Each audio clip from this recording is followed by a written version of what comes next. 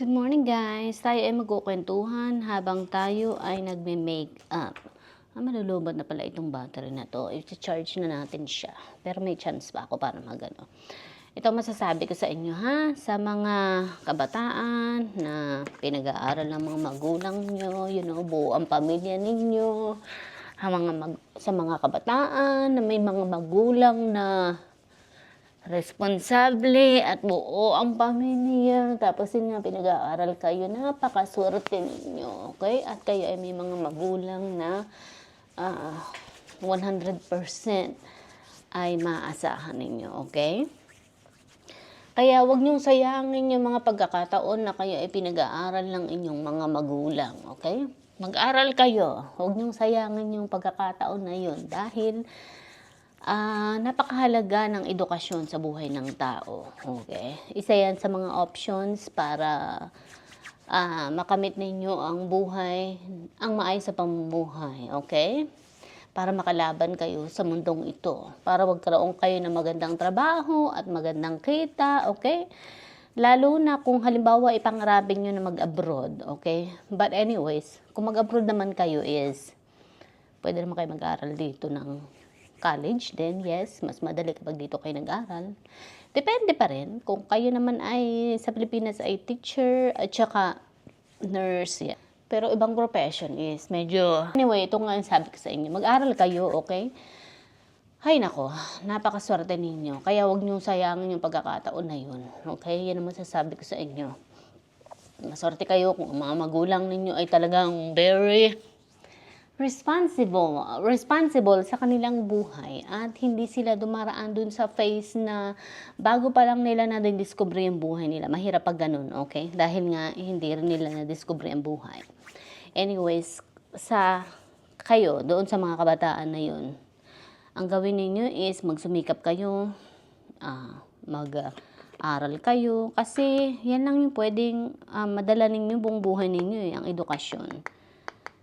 Kasi ako, masasabi ko sa inyo ha, ako yung kwento ko. Pero itong masasabi ko naman ha, doon sa mga lumaking walang magulang, itong dapat yung pag-aralan, okay? Kagaya ko, yun ang ginawa ko, yun ang pinag-aralan ko sa buhay. Ang natutunan ko naman is, kung walang magulang sa'yo na magagabay sa'yo is, ikaw sa sarili mo ang magiging magulang, okay? Medyo mahirap nga lang yung parte na yun kasi it took me a while, okay? Took me a while na madiscover yung buhay. Ganun pala kapag wala kang guide.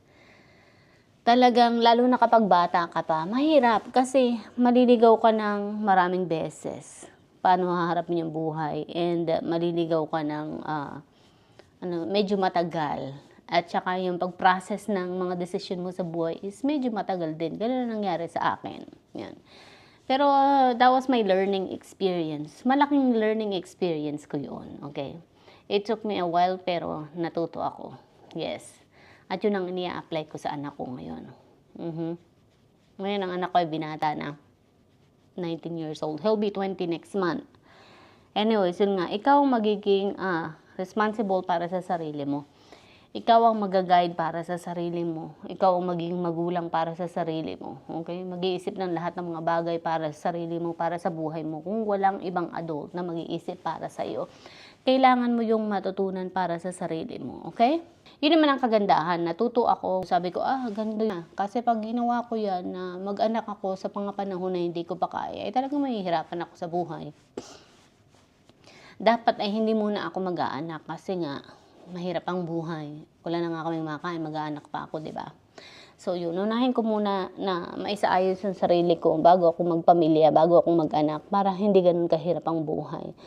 Uunahin ko muna na mag-invest para sa sarili ko, magtapos ng pag-aaral, para nang sa gayon ay magkatrabaho ako ng maayos at magandang kita. So yun yung natutunan. Dapat talaga tayo ang maging adult sa sarili natin, okay?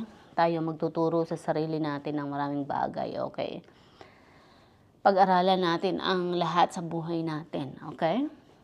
Kagaya ng kung paano tayo makakalaban sa buhay. Napakahalaga na meron tayong pinag-aralan talaga. Lalo na kung wala kang set of skills, okay? Kailangan na may isa ko pang options. At kung Kung halimbawa naman ay hindi magkaigit, medyo may pagkamahalang mag-aaral, then yung sets of skills muna ang kasunod. Okay? Magiging options natin. Kaya sabi ko nga napakaswerte ninyo may mga magulang na sinusuportahan kayo sa pag-aaral. Okay? Habang may mga anak na hindi nakaranas ng ganun. Kaya sabi ko sa sarili ko, magsusumikap ako. Kaya ang ginawa ko nung elementary ako is, talagang nagpursige ako sa pag-aaral. Mahirap, halos hindi ko kayanin yung pang-araw-araw na buhay. Pero buti na lang at napapunta na ako sa lola ko, napapunta na sa kuya ko. Pinag-aralan ko lahat ng bagay. Pinag-aralan ko number 1 ay ang pagkita ng pera. Kung paano ako kikita ng pera para matustusan ko yung pangangailangan ko, ng pag-aaral ko. Kasi nadiscover ko sa sarili ko na kailangan pala ng pera para mabuhay. Kailangan pala na meron akong pagkukuhaan ng pera para matustusan ko ang aking pag-aaral. Yun ang nadiscover ko syempre sa edad ko na yung nasa high school pa lamang ako or elementary pa lamang. So tanong ako sa mga teacher ko kung sino yung gustong magpalinis ng bahay. Hanggang elementary ginagawa ko na yan. Tumutulong-tulong ako sa mga teacher. Minsan magdala ng mga gamit nila papunta sa bahay nila para bigyan ako ng pera. Yun. At doon ako nakatawid ng pag-aaral. And then yun nga sabi ko nga naglilinis-linis ako sa teacher ko. Hindi ko kinakahiya yun kasi that was my best training ground sa buhay ko. I had the best training ground sa buhay ko, grabe. And yun nga, nakapagtapos ako ng pag-aaral. Tapos tuwing summer, nagtatrabaho din ako. Hindi lang ako sa teacher ko nagtatrabaho, pati sa Grand Central Terminal ay nagtatrabaho ako. Or sa restaurant na malapit sa amin tuwing Sabado, Linggo. Or tuwing summer din. Ganun, grabe ako. Ganun ako sipag. Nung madiscover ko kung nasaan ang pera, ay talagang naging masipag ako sa pagkita ng pera. Sabi ko, ganito lang pala. Tapos nadiscover ko din na mas madali palang kumilos kapag wala kang maraming anak. Kasi pag marami ang anak mo, ay mahirap kumilos. I mean, kapag naturuan mo yung mga anak mo at malalaki na sila, magiging madali na. Pero sa una, mahirap talaga.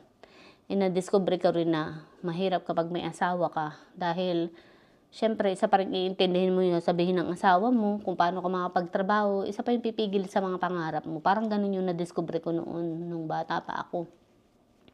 Kaya sabi ko, kung mag-aasawa ako, hindi yung lalaking pipigilan ako sa mga pangarap ko. Hindi yung lalaking pipigilan ako sa mga gusto kong gawin sa buhay.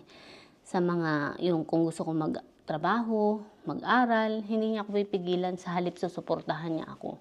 Yun ang lalaking gugustuhin ko pagdating ng panahon. Yun ang sinabi ko sa sarili ko na gusto kong maging pag ako ay nag-asawa. Pero kung isa lang din siyang pipigil sa mga pangarap ko, wag na lang. Yun, parang sabi ko, wag na lang mag-asawa pag ganun. Yun, talagang inimagine ko yung aking mapapangasawa pagdating ng panahon. Sabi ko, ayoko rin ng silosong lalaki dahil isa pa rin, syempre pag nagkaroon ka ng asawa, sabi ko nga, isa pa yung iintindihin mo. Lalo na kung ang mapapangasawa mo ay talagang parang nag-asawa ko lang ng bata. I mean, batang isip. Yun, isa pa rin iintindihin mo yan. So, isa pa rin nagdagdag ka lang din ng isipin at problema sa buhay. Ayoko ng ganun. Yun. Kaya talagang inayos ko. Talagang sabi ko, gusto ko ganito, mapapangasawa ko. Gusto ko ganyan, ganyan. Diba? Natupad naman. Pero sabi ko, kung ihahadlang lang din sa mga pangarap mo na naman, ay wag na lang, okay? Okay, magkikilay na ako dahil malapit na. Alright, hanggang sa muli. Bye! Saka na lang uli.